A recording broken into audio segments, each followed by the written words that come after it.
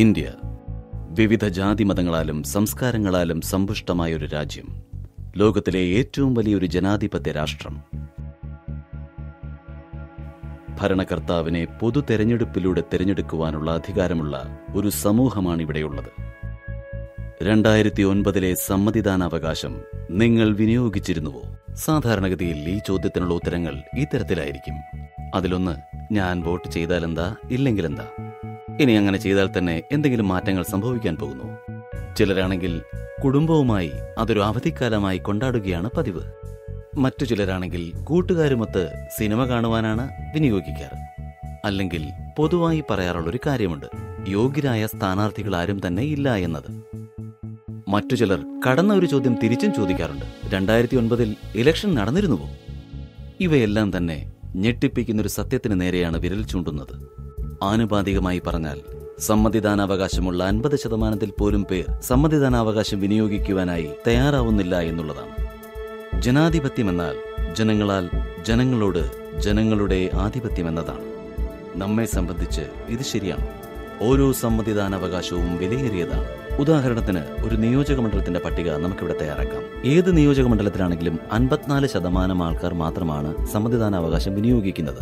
ജയിക്കുന്ന കക്ഷിയാണെങ്കിൽ 16 മുതൽ 20% വരെ ഈ 54% നിന്നും കരസ്ഥമാക്കുന്നു. അപ്പോൾ ജയിക്കുന്ന കക്ഷിയുടെ ഭൂരിപക്ഷം വെറും 5% താഴെയാവുന്നു. കുറച്ചുകൂടി വിശദമായി പറഞ്ഞാൽ, വെറും 16 മുതൽ 20% വരെ ആൾക്കാരുടെ വോട്ട് നേടിയ ആ മനുഷ്യന്റെ കൈകളിലേക്കാണ് ആ നിയോജക മണ്ഡലത്തിന്റെ ഭാവി എത്തപ്പെടുന്നത്. അത് തീർച്ചയായും വല്ലാത്തൊരവസ്ഥയാണ് സംജാതമാക്കുന്നത്. വിജയിച്ച സ്ഥാനാർത്ഥി വോട്ട് ചെയ്യാത്ത ആൾക്കാരെ പറ്റി ചിന്തിക്കുക പോലുമില്ല. ക്രമേണ ജനങ്ങൾക്ക് ഭരണഘടനയോടുള്ള വിശ്വാസം നഷ്ടപ്പെടാൻ അത് കാരണമാക്കുന്നു. ഒപ്പം സമ്മതിദാനാവകാശം വിനിയോഗിക്കുവാൻ അവർ വിമുഖത കാണിക്കുകയും ചെയ്യുന്നു. ജയിച്ച സ്ഥാനാർത്ഥിയാണെങ്കിൽ തനിക്ക് വോട്ട് നൽകിയ ആൾക്കാർക്ക് വേണ്ടി പ്രവർത്തിക്കുമ്പോൾ ബാക്കിയുള്ള ഭൂരിപക്ഷ ഭാഗം നിരാശരായി തുടരുന്നു. സമ്മതിദാനാവകാശം വിനിയോഗിച്ചില്ല എങ്കിൽ ചോദ്യം ചെയ്യുവാനുള്ള അവകാശമാണ് നിങ്ങൾ സ്വയം നിഷേധിക്കുന്നത്. ഇതൊന്നും അറിയാത്ത സ്ഥാനാർത്ഥി തന്നെ ജയിപ്പിച്ച വ്യക്തികൾക്ക് വേണ്ടി പ്രവർത്തിക്കുകയും ചെയ്യുന്നു. നിങ്ങളുടെ സമ്മതിദാനാവകാശത്തിന് ഭരണഘടനയെ സഹായിക്കുവാൻ കഴിയും. ഇപ്പോഴുള്ള ഭരണഘടനയെ ശക്തിമത്താക്കുവാൻ നിങ്ങൾ നിങ്ങളുടെ സമ്മതിദാനാവകാശം വിനിയോഗിക്കുക തന്നെ ചെയ്യണം. നമുക്കത് ചെയ്യുവാൻ കഴിയും. ഉദാഹരണത്തിന്, ജയിക്കുന്ന കക്ഷിയുടെ വിജയഭൂരിപക്ഷം എന്നത് 5%-ലും താഴെയാണ്. ഉദാഹരണത്തിന്, 1000 പേരുള്ളൊരു നിയോജക മണ്ഡലത്തിൽ 50 പേര് വീതം പല ഭാഗങ്ങളിൽ നിന്നുമായി വോട്ട് ചെയ്യുവാൻ വന്നു കഴിഞ്ഞാൽ തീർച്ചയായും വിജയപരാജയത്തിൽ മാറ്റം വരും.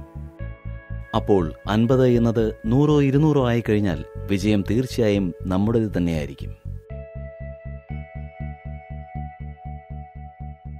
അതുകൊണ്ട് തന്നെ നിങ്ങളുടെ സമ്മതിദാനാവകാശം വിലയേറിയത് തന്നെയാണ്. ആരാധ്യനായ ശ്രീ രവിശങ്കർ ഒരിക്കൽ പറഞ്ഞു, ഒരു വ്യക്തിയുടെ കഴിവുകേട് തന്നെയാണ് ആ രാഷ്ട്രത്തിന്റെ മുഖത്തും നിഴലിക്കുക എന്നത്. ഈ ഒരു അവസ്ഥ മാറ്റേണ്ട സമയം അതിക്രമിച്ചിരിക്കുന്നു. ഒരു കോളേജ് അഡ്മിഷന് വേണ്ടി ശ്രമിക്കുന്നതും പാസ്പോർട്ടിന് വേണ്ടി അപേക്ഷിക്കുന്നതും പോലെ തന്നെ വിലയേറിയത് തന്നെയാണ് വോട്ടിംഗും എന്ന് എല്ലാവരും മനസ്സിലാക്കേണ്ടതാണ്. ഇപ്പോഴുള്ള കണക്ക് പ്രകാരം 18 മുതൽ 22 വയസ്സ് വരെയുള്ള 80%-ലും കൂടുതൽ ചെറുപ്പക്കാർ ഇനിയും വോട്ടവകാശം വിനിയോഗിക്കുവാൻ രജിസ്റ്റർ ചെയ്തിട്ടില്ല. സമാധാനവും ശാന്തതയുമുള്ളൊരു സമൂഹത്തിനായി പ്രവർത്തിക്കുവാൻ ഇനി സമയം വൈകിക്കരുത്. ഇന്ന് തന്നെ രജിസ്റ്റർ ചെയ്യൂ. നിങ്ങളുടെ സമ്മതിദാനാവകാശം വിനിയോഗിക്കൂ.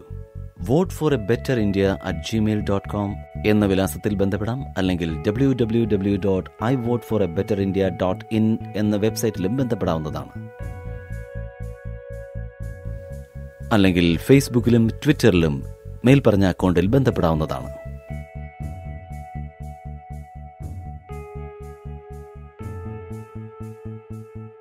ജയ് ഹിന്ദ്.